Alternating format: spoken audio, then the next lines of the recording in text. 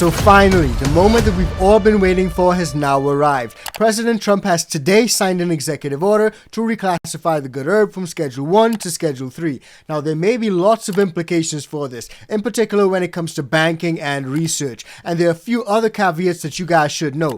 Plus, we got some leaked details of the executive order. But one thing that cannot be denied is that this is a step in the right direction, especially when it comes to breaking the stigma. Today, I'm pleased to announce that I will be signing an executive order to reschedule marijuana from a Schedule 1 to a Schedule 3 controlled substance with legitimate medical uses. We have people begging for me to do this, people that are in great pain.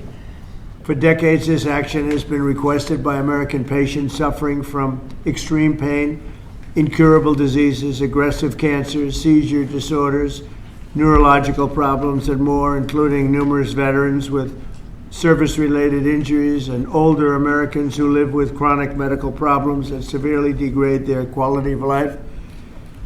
And it's so really, I can't tell you, I think I probably have received more phone calls on this, on doing what we're doing. I don't think I received any calls on the other side of it, but hopefully this reclassification, which by the way polls at 82%, will help many of those patients live a far better life.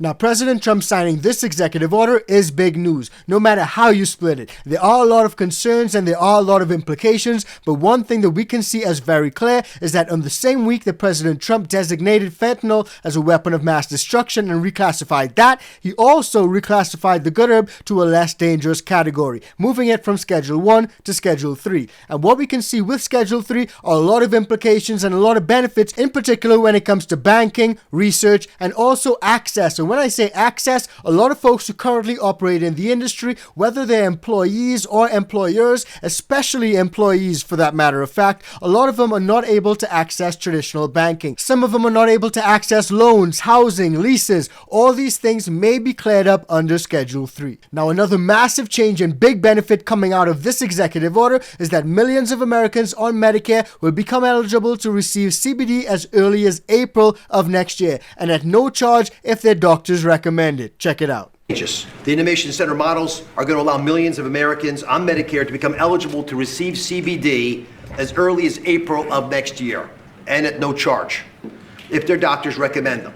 Thanks to the hard work of the entire CMS team, especially Abe Sutton and Gita Dio at the Innovation Center, the accountable care organizations in this country working in Medicare will be able to provide these products, again, at no cost to patients. Medicare Advantage insurers, and we've been calling them, are also agreeing to consider CBD to be used for the 34 million Americans that they cover. If you can hear my voice and you're over 65, you should pay attention to this executive order because it's going to touch your life. Again, this all becomes active after the first quarter of next year. These CBD products must first meet local and state quality and safety standards. They must come from legitimate sources. They must abide by other regulations of those states. With these boxes checked, patients can be eligible for up to $500 of hemp-derived products each year. This is the first government-led testing of quality and outcomes for patients across different conditions, and it delivers on the need for more data collection and research into hemp usage. CMS is going to collect data, that's our job, on the patients that are being given these products by their physicians. And in accordance with all the privacy and security regulations, we're going to analyze that data. We're going to make it publicly available to everybody to be able to analyze with us. If it shows promise, we will expand access to these products to even more conditions amongst Medicare and Medicaid beneficiaries. I want to thank not just the Secretary, but Marty Makary. We want a lot of companies who are doing this research that approach the FDA for formal approval. That is the right way to move forward. And Jay Bhattacharya, who's hiding in the back, he rarely hides, but Jay runs NIH, and he's agreed to support initiatives to study the data that we're collecting. So that's a big change, especially for something that was traditionally not accepted at all. So even though it may sound small, $500 a year, and start off with certain products that will later be approved, depending on how the program goes, I can say that that's a benefit. And another group of folks who are going to see benefits are veterans. And veterans were at the forefront of a lot of the discussions. Check it out. I want to thank you on behalf of the veterans who are going to benefit from potentially the research regarding this issue. Also want to thank you for your VA Secretary, Secretary Collins. and his work on difficult veterans issues with us this past year. The VA has worked with us on our Be the One mission, which is a mission to fight the epidemic of veteran suicide. Veterans are disproportionately affected by conditions such as PTSD, TBI, depression, and chronic pain. And with this reclassification, it will allow research to be conducted with regard to cannabis. There is anecdotal evidence that cannabis benefits these conditions, and now we'll have an opportunity to see if research does prove that it is effective. And if it is so, then it'll open up a whole new method of treatment for our veterans with regard to this particular issue. And so, again, I just want to thank you for your leadership, and thank you on behalf of the American Legion for this executive order. Thank you. Such great people Thank you very much, that Mr. have President. suffered and will suffer a lot less now. You're right. Based on what I hear. So as you guys can see, there are definitely benefits. Now that being said, I don't want to paint a picture that it's going to be all rainbows and cush clouds, because the truth is there are a lot of concerns and there are also implications. And as you guys can see, according to this article, President Trump has signed that order to reclassify the good herb by removing it from Schedule 1. Now we do have a few leaked details of that executive order to share with you guys, and I also want to show you guys as well as remind you guys that this does not mean full legalization. But before we do that, just a quick reminder guys, if you're getting value from this video, please do like, share, and subscribe to the channel. And if you want to support us further, join the ICANN VIP Bean Club or cop some merch from our merch store. And if you happen to be a home gardener, try the ICANN Organics, use the code LEGAL. It works on the bundle and the seeds. That's a good one. We've been listening to President Donald Trump during this Oval Office announcement, the signing of an executive order reclassifying marijuana as a Schedule 3 drug from a Schedule 1 that would allow for more research. How is marijuana classified, and what exactly is changing here? Yeah, so we refer to it as a schedule. And these are controlled substances, and there's 5 schedules, Schedule 1 through Schedule 5. And what President Trump and others were sort of referring to is the fact that for a long time now, cannabis has been considered a Schedule 1 substance. And I don't know if we have this, we can put it up on the screen. It has very specific language there in terms of what that means.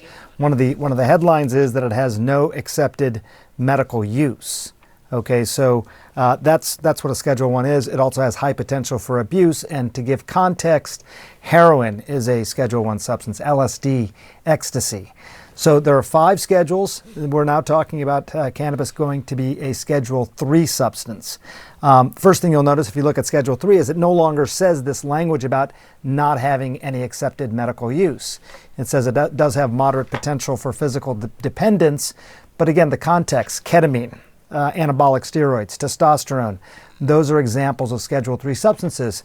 So this is not making cannabis a legal substance in the sense that you can just get it over the counter or gas station or something like this, but it is acknowledging for the first time in a long time that there are potential medicinal benefits to this, which I think for many in the medical community, they've sort of known this for a long time.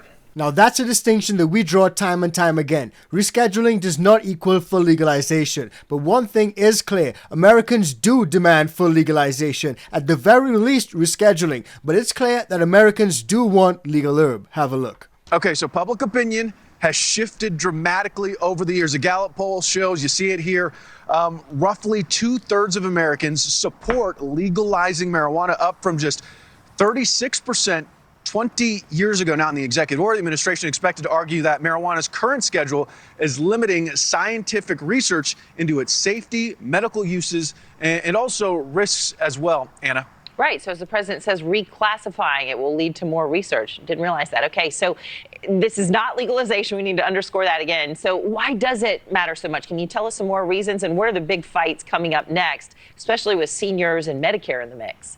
And a great question. You know what? This reclassification, it would just essentially change incentives, so to speak, immediately and at multiple levels, multiple platforms. For businesses, let's start there. This move to Schedule 3 could lift a big federal tax penalty, allowing them to take standard business deductions. And then it could also make banks and investors, less kind of reluctant to dip their toe into the industry. For patients, it could open the door to more serious medical studies that test, where cannabis or CBD fits for older adults, older Americans, and eventually FDA-approved uses. Now, opponents warn this all sends mixed messaging during an addiction crisis, and they're raising concerns about health risks and also youth access. But the focus is on the exact language from that possible executive order and then how quickly the DEA moves next. Either way, this reclassification, huge news. So there's no two ways about it, guys. This reclassification is massive news. And again, we've been saying time and time again on this channel, the DEA plays an important role on this. Now that said, the wording of this executive order is crucial, and we'll show you guys what may or may not change in a bit. But before we do, let's hop into this leak, because I did tell you guys that we got some leaked details about this executive order, in particular the hemp and CBD provisions. And according to this article, the executive order will direct the attorney and relevant authorities to expedite and complete the marijuana rescheduling process. It'll also throw a lifeline to the hemp industry, allow doctors to prescribe CBD products that will be eligible for Medicare coverage, and more. And the official for the administration emphasized that this is a common sense action focused on increasing medical research for medical herb and CBD to better inform patients as well as doctors. Now here are some more details about the executive order and what it actually seeks to do. According to this, it will direct the Attorney General to expedite the completion of the process of rescheduling the good herb to Schedule 3. So this differs from what the Biden administration did, because he directed them to start the process. President Trump is directing them to complete the process. Get it done already. Sheesh. Now it goes on to say that it'll also direct the top White House staff to work with Congress to give patients access to full spectrum CBD products, while also still restricting the sale and access of products that cause seriously and potentially life-threatening health risks. So that's a little bit unclear. Are they talking about Delta 8 and synthetic derivatives? We're not sure. Now, when it came to the federal THC hemp ban, which we did see just a few weeks ago, which President Trump signed into law under pressure to reopen the government, we saw a lot of folks expressing concern about full spectrum CBD products now being banned. And under this new executive order, this seeks to address that. And a lot of you guys did say, and rightfully so, that certain changes may not happen without Congress. And according to this, the executive order urges Congress to examine and update it. The executive order also urges Congress to examine updating the definition of hemp to ensure that full spectrum CBD is accessible to patients. A policy change that could mitigate some concerns in the sector about a recent spending bill which President Trump signed with provisions that would broadly ban consumable hemp products. So this is fantastic news, and it seems to me that President Trump, or at least the administration, is listening to the feedback that was received after the federal THC hemp ban, because we all knew the blowback was going to be real, and it turns out it was. And thankfully they're making some changes, or hopefully we may see some changes on the horizon. Now it doesn't stop there, because the executive also directs the HHS to develop research methods and models to utilize real-world evidence and to improve access to hemp-derived CBD products in accordance with federal law, while informing standards of care. So it seems to me that this executive order does touch and concern a lot more things than just funding, than just banking. There are a lot of benefits that can be had from a lot of folks, and I think that that's a good move, especially when it comes to breaking that stigma. We have been watching President Trump speak at the White House. There he is signing an executive order reclassifying marijuana as a Schedule 3 drug from a Schedule 1 drug. It's been a Schedule 1 substance since 1970, the DEA's most stringent classification. It applies to drugs, I'm going to read here, with, quote, no currently accepted medical use and a high potential for abuse. Those other Schedule 1 drugs include heroin, LSD, and ecstasy.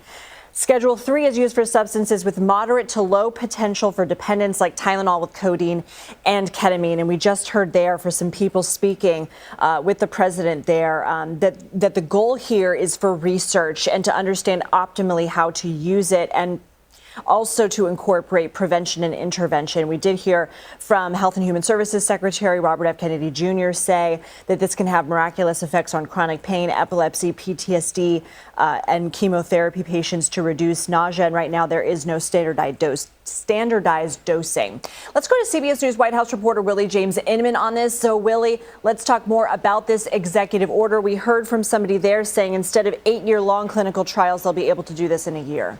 Yeah, that's right, Lindsay. The major part of this executive order is to open up a pathway for that research to take place, because as you mentioned, those Schedule 1 substances, which are heroin, LSD, ecstasy, marijuana was included in this, and these substances don't really have any medical use. So there isn't much research on the use of cannabis, but the president saying that marijuana can be legitimate, and in large part, some of the individuals there, including HHS Secretary Robert F. Kennedy Jr., saying that this could potentially benefit many people across the board, whether it's seniors or veterans, people who have chronic conditions, people who have to treat pain, people looking to treat things in other ways. So certainly this will be welcome news to those individuals across the country. But what this executive order doesn't do, it doesn't authorize the federal use or of recreational marijuana, making recreational marijuana okay in America. It is still illegal at the federal level. The president was quick to point that out, but this certainly does change things in terms of those medical applications, improving pathways for a different type of research to take place. And I will note, as we well know, several states across the country do approve of the medical use of marijuana. So certainly noteworthy that some of these businesses that sell these cannabis products could perhaps benefit from some tax deductions with this change of marijuana being a Schedule 3 substance down from a Schedule 1 substance on the federal level, Lindsay. So there are a lot of benefits, a lot of concerns, and a lot to unpack. But we're going to head over to Texas in a bit to see what folks over there think about the reclassification. But before we do,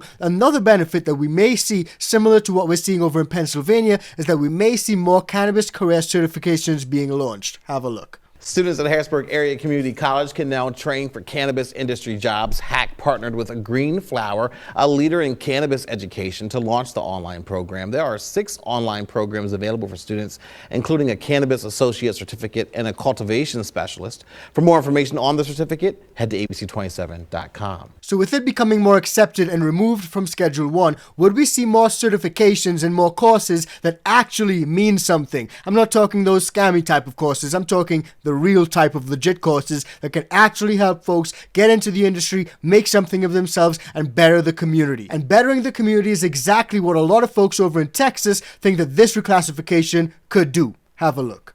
But now it could soon be reclassified to Schedule 3, something local dispensary owner Zach Metz says is a good thing. All that does is acknowledge the plant's medicinal value and also kind of allows the government more opportunities to know how to regulate the plant. However, Congressman Pete Sessions says this is a dangerous move. Any sheriff or police chief would say that it is one of the most dangerous, addictive products that we have. Explaining that attempts to reclassify the drug have been made in the past but were unsuccessful. No one believes we need more research on marijuana. Not Republicans and not Democrats. On the other hand, Metz says their research is outdated. That's why I think the research and the reclassification is going to do major benefits for the industry. It's going to allow these false claims of the plant to just eliminate and dissipate. Adding that the reclassification only loosens federal restrictions, meaning it won't really have an impact on them. It's not legalizing cannabis at all on a recreational level and or interstate commerce or anything like that. But it is one step closer in the right direction. And one step in the right direction is all we can ask for. No one said that we're going to wake up tomorrow and it's going to be fully descheduled. But incremental steps toward the main goal that everyone wants, I think, is the way to go. So drop your thoughts and concerns on this whole thing in the comment section down below. Do you guys think the rescheduling is a good thing? Do you guys think that some of those benefits that we explained in this video will become apparent? Or do you guys think it's all doom and gloom? Big cannabis and big pharma is going to take over. Let me know where you guys stand on this topic. Now, in our next video, despite the fact that President Trump has signed this executive order to reclassify the good herb, we are seeing legal states taking steps to roll back legalization. They're heading back to the dark days of prohibition. So if you haven't seen that video, check it out. It's coming up right now.